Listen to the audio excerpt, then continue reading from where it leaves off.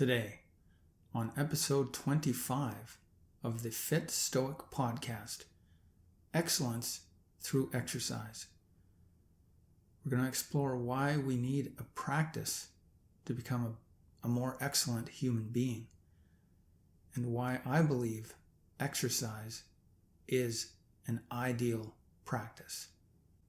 All right, welcome to the show. I'm Corey Samuelson. Today is a bit of a departure, as I'm going to be sharing a talk I did at Stoicon-X Alberta back on October 3rd. So this is going to be a little Stoic heavy, but it's really relevant to what we are trying to do with our exercise and our striving to be better human beings. Also, just so you know, I had to re-record this video for the podcast because the original video that I had didn't work out. So this will be slightly different from the audio from the podcast itself, but otherwise the material is the same. Just my delivery may be just slightly different. To be stoic with a capital S, we need to do more than just read, think, and talk about it. We must have a stoic practice. A practice allows us to put the principles, skills, and systems of stoic thought into action. A practice allows us to measure our progress and to get better on purpose. And progress is important. The word prokopton, if you've heard that term, is someone who is making progress in their study and practice of Stoicism. One of the best ways to start making progress as a Stoic is with daily exercise and physical conditioning. The goal of Stoicism is generally understood to be live in accord with nature. This includes one's individual nature and that of the world. By living in accord with nature, we will experience eudaimonia, which is a smoothly flowing life, or, in a word, happiness. And a quote from David Sedley of Routledge Encyclopedia of Philosophy: "What matters is not necessarily achieving natural advantages like health, which cannot be guaranteed in all circumstances, and which, in any case, do not bring happiness. What matters is making the right rational choices, doing everything that lies in your power towards achieving what nature recommends. It is the consistency of those efforts, not of their results, that may ultimately become perfect agreement with nature, that is, happiness." End quote. Now, to help us in our practice in Stoic philosophy and in becoming a more excellent human being, we're given some direction from the Stoics. So we have the 4 virtues: wisdom, justice, courage, and self-control. And then from Epictetus, he gave us 3 disciplines: the discipline of desire, the discipline of action, and the discipline of assent. The Stoics also suggest that virtue, or excellence of character, alone is sufficient for happiness. So that leaves us with some questions. Which of the 4 virtues should we practice? All of them? All at once? Or in succession? Can we be just but unwise? Is that virtuous? Maybe we are courageous but lack self-control. Does that show progress? Socrates had a thesis called the unity of the values. Some of the early Stoics adopted this view as well. From Diogenes Laertius, they hold that the virtues involve one another, and that the possessor of one is the possessor of all, inasmuch as they have common principles. End quote. So this simplifies the matter. By focusing our efforts on one of the four canonical virtues, we will make progress in all of them. Now, of the three disciplines of Epictetus, the one to start with, as he suggests, and the most important to get a handle on, is the discipline of desire, with its clarifying dichotomy of control. The dichotomy of control is such an important lesson that Arian, Epictetus's pupil, who captured what Epictetus taught for posterity, thank goodness he did that, he put it first in the Enchiridion. The very first line, Enchiridion 1.1, some things are in our power, while others are not. End quote. Reading further in the Enchiridion, we learn what's in our power. In short, the only thing in our power is how we choose to think. As we keep reading, we learn what's beyond our power. Bottom line, everything else. Our body, property, our reputation. This is very direct, simple, really. It may be a hard pill to swallow, but, there it is. So, we've got our goal to live in accord with nature by being the most virtuous, the most excellent person we can be. We've got some guidance to focus on one of the four virtues, which will then give us all four. And in our case, it's self-control, due to its relationship to the next aspect, which is focusing on that discipline of desire. Which brings us to what I consider one of the best ways to start and progress our Stoic practice and our working toward being a more excellent human being, and that is exercise and physical conditioning.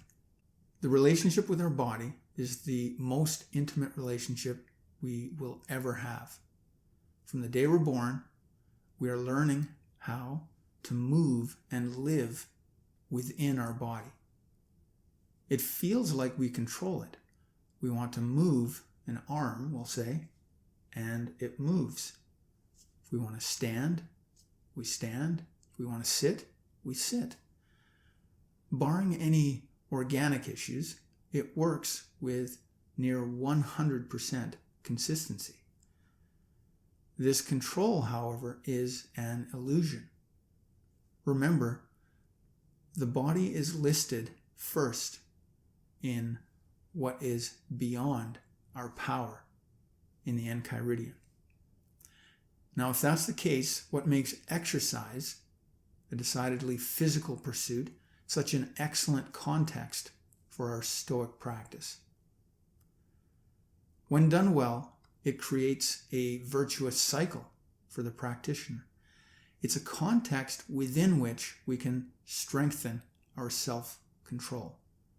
Epictetus tells us, all the practices that are applied to the body by those who are giving it exercise may also be useful if they're directed in some ways towards desire and aversion.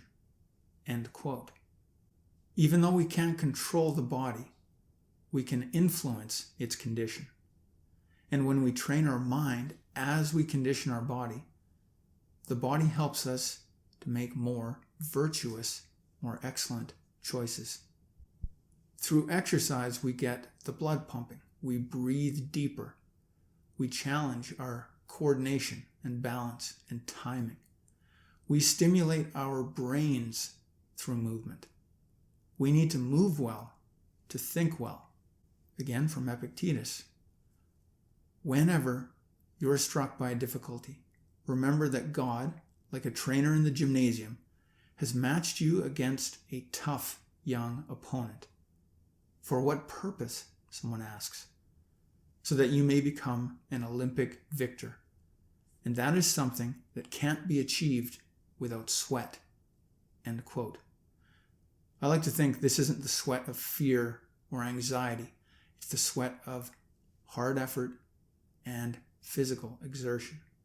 The quality of our attention, focus, and thinking, essentially our ability to reason well, is dependent on the health of our brain. So we're more likely to make better choices in other areas of our lives because we are choosing to exercise. Movement and physical exertion are vital for brain health. To think better, we must move better.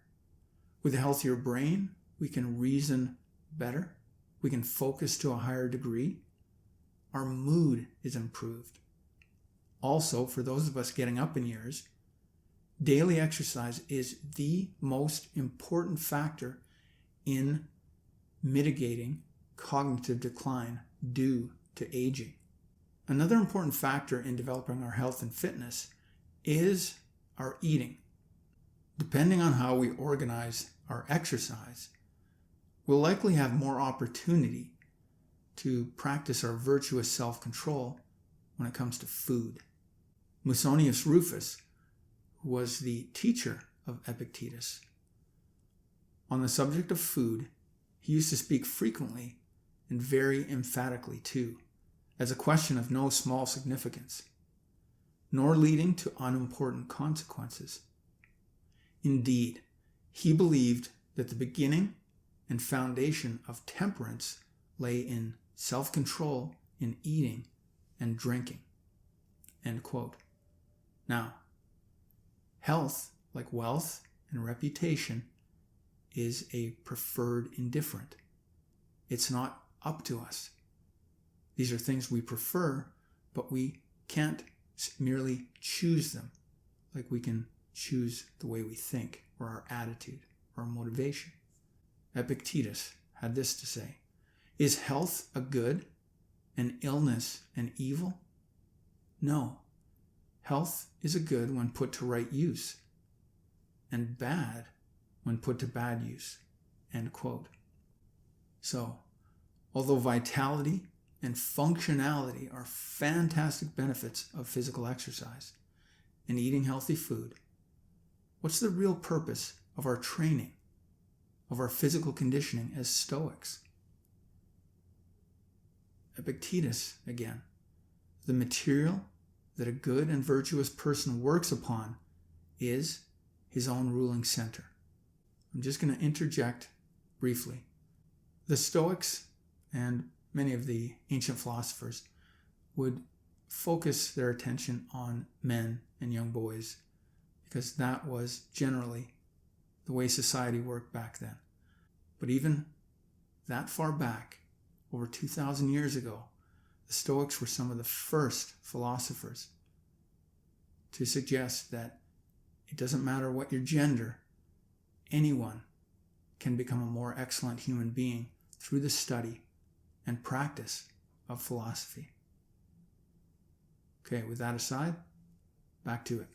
And Epictetus put it another way as well. Where does the good lie? In choice.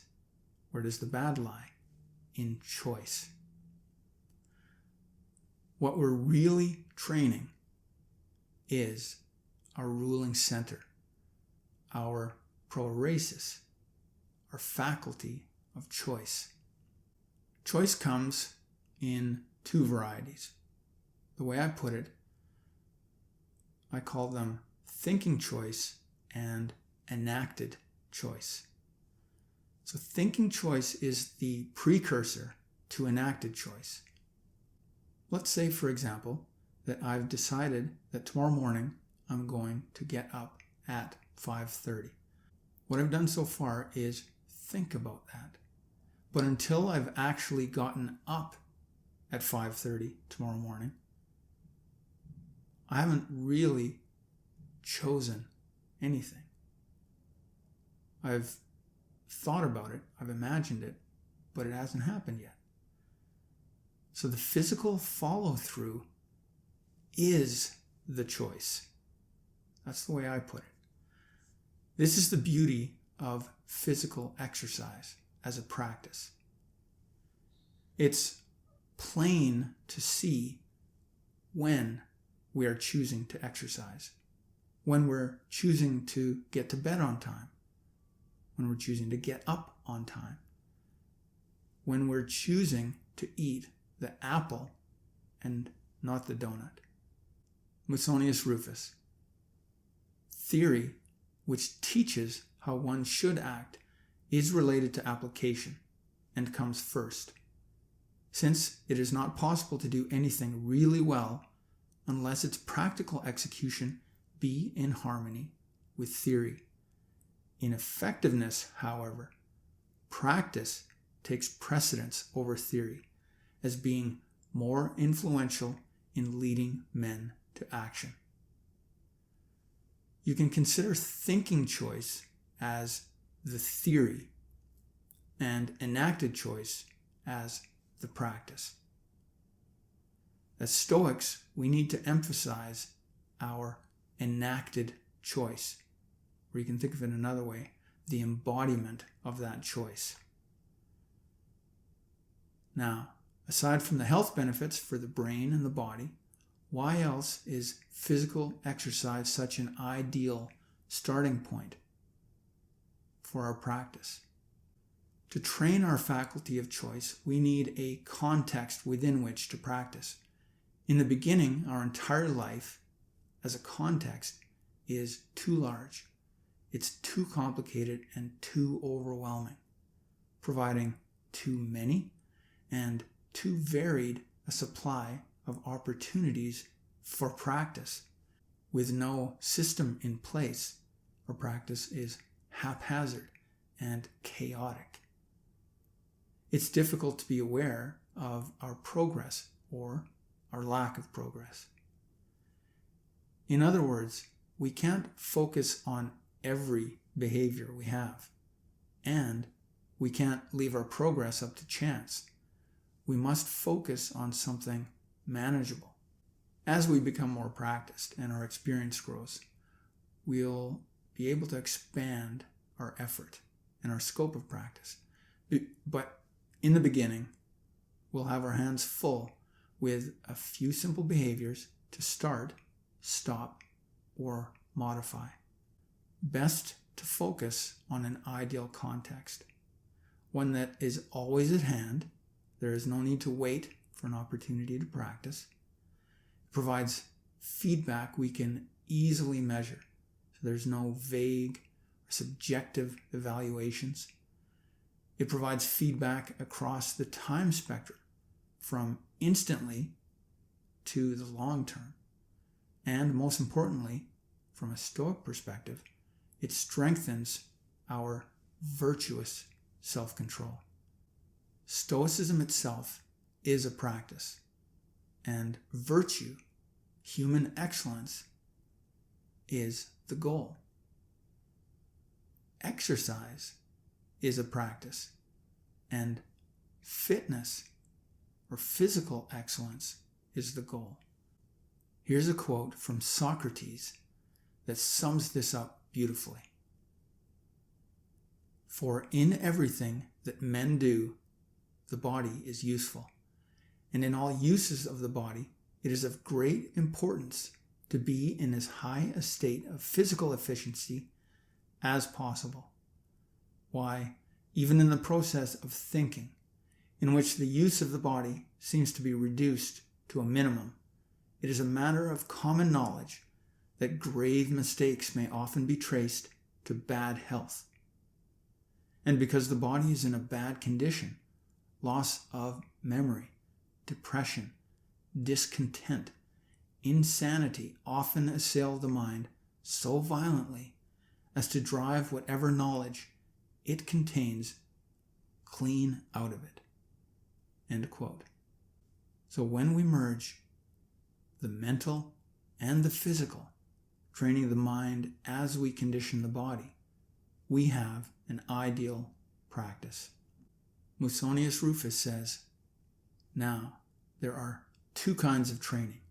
One which is appropriate for the soul alone, and the other which is common to both soul and body. We use the training common to both when we discipline ourselves to cold, heat, thirst, hunger, meager rations, hard beds, avoidance of pleasures, and patience under suffering. For by these things and others like them, the body is strengthened and becomes capable of enduring hardship, sturdy and ready for any task. The soul too is strengthened, since it is trained for courage by patience under hardship and for self-control by abstinence from pleasures. End quote. All right, so how might such a practice start to flesh itself out? I've based these suggestions that follow here on a routine from Donald Robertson in his Stoic Therapy Toolkit. This was a manual that he put together a while back, and I'll include a link to it. In the morning, prime your mind for the day ahead. Sit quietly and ponder the dichotomy of control in the context of your health and your fitness behaviors. So consider what is in your power and what is outside of your power. And remember, what's outside? Body, property, reputation, basically everything that is not a choice. Anything that takes effort, or even, you can think of it this way, if you need your body to either speak or move in any way, then it is not within your power. Know what your standard of excellence is for your eating, for your exercise, your recovery, your sleep. It's vital that you know what you consider excellent, so you can be aware when you're being consistent or inconsistent with that standard. Imagine the foods you'll be eating, the timing of your meals. Imagine being tempted by foods that are inconsistent with your standard, and how you will ensure that you make the excellent choice. Imagine the workout you have planned, when you will do it, and how you'll go about it. Imagine your rest and your recovery, when you take a nap, if you take naps, when you stretch, when and how you'll do your bedtime ritual. Basically, imagine living the day you would prefer, making excellent choices regardless of the circumstances or the challenges that you may face. During the day, be mindful of the health and fitness choices you are making. Pay attention to your behavior. When your enacted choice is consistent with the person you prefer to be and the standards you hold for yourself, for example, you managed to work out even though you felt tired after your workday. Reinforce that choice by directing awareness toward it. Feel good about your choice and your effort. If, on the other hand, your enacted choice is inconsistent with the person that you prefer to be, for example, you ate a chocolate bar when you said that you were going to eat those foods on a free day, and today is not a free day. Accept that with equanimity. Redirect your attention toward the excellence you prefer for yourself. If you can, correct your mistake immediately. If not, notice the circumstances. What contributed to that poor choice? Imagine how you'll make a more excellent choice next time. Finally, in the evening, before bed, take time to review your day. Ask and answer, perhaps in a journal, 3 questions. First, what did I do well in my health and fitness behaviors? Second, what did I do poorly in my health and fitness behaviors? And third, how can I do better next time? So that is my take on an effective way to start a Stoic practice. We need to put our philosophy to use to best learn the lessons. In the end, remember, it's not the strength of our body that's the goal. Strengthening the body is simply a solid way to strengthen our character and exercise our virtue. Within the context of developing our health and fitness, we are putting our focus on the one thing up to us, our choice. Epictetus is going to bring this lesson home. Never look for your work in one place then, and your progress in another. So where is progress to be found?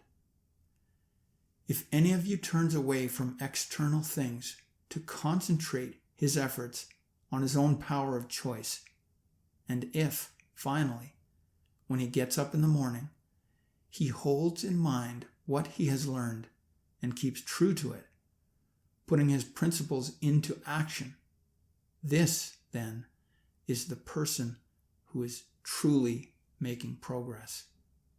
Thanks for tuning in to another episode of the Fit Stoic podcast. If you like what you heard, please do share it with someone that you believe might like it too. This is Corey. Whatever your challenge, operate with excellence.